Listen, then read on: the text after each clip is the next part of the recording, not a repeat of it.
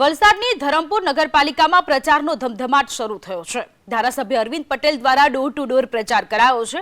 ધારાસભ્ય અરવિંદ પટેલે કોંગ્રેસના આક્ષેપોને ફગાવી દીધા છે।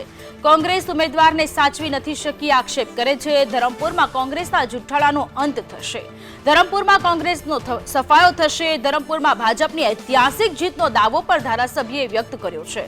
24માંથી 24 બેઠક પર ભારતીય જનતા પાર્ટી જીતશે।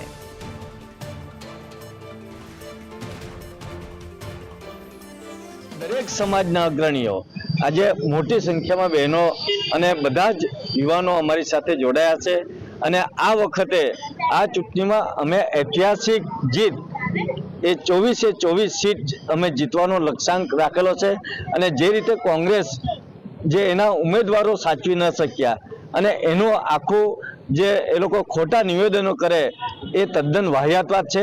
આપ સૌ જોઈ રહ્યા છો કે અમારા આ કાર્યકર્તાની પૂરેપૂરી ફોજ છે અને એમના કાર્યકર્તાની તાકાત પરથી અમે આ ધરમપુર નગરપાલિકાની 24 સીટ જીતીશું। એમાં